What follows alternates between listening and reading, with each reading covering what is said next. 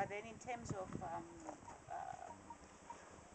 family planning and all that, is that factored into the program? We do. So that security and stability curriculum that I was talking Okay, about okay. has a workshop on STIs, on that sort of stuff, HIV, responsible living. Yes. But it's challenging. Youth Oh, are not risk averse, Oh, my and goodness. what you find is because we've if you think of like Maslow's hierarchy of needs, we've met the basic needs. There's now the emotional need, and for young girls who haven't had males in their lives, and young girls who are starting to eat a better diet and starting to look prettier and healthier, they're getting male attention. And boyfriends, when you can get $1 for 2 skirts at they buy stuff. So one of the scariest moments we've had is in March. One of our girls, she's still in the program, decided when she realized she was pregnant to go and have a street abortion, and it went horribly wrong.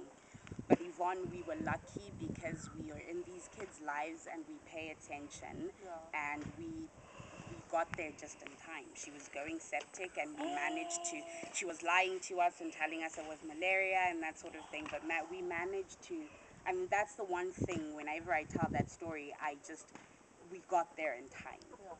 So we got her treated and everything.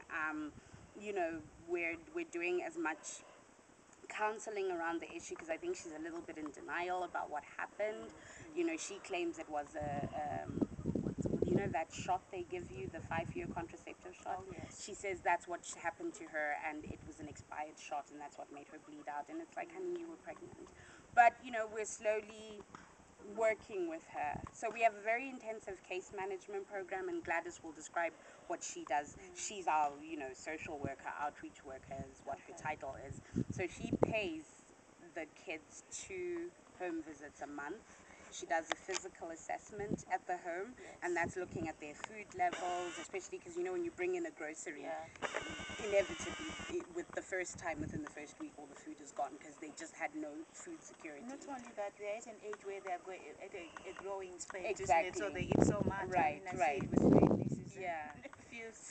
So then she does what's called the physical assessment is also looking at the house. Does a window need to be repaired? What are your linens like? That sort of thing.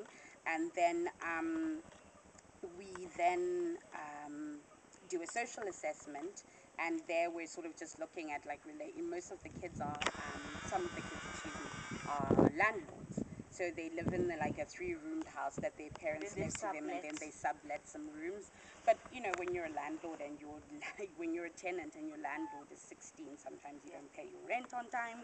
So we help them manage that relationship, and just to kind of see how they're dealing with the world, because now that they're with us, they have that opportunity to actually absorb what's led them to being orphans and being child heads. And so once they have an advocate in you as well, because then you can actually stand up for their rights on behalf of them. And exactly.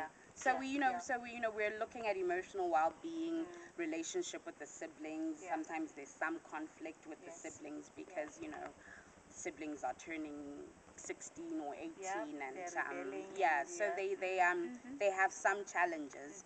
But we use that information just to kind of track where we're going with the kids. So there's an assessment form that she fills out. So the physical assessment is done every month, and the social assessment is done once every other month. And then this year, because again we're trying to get the kids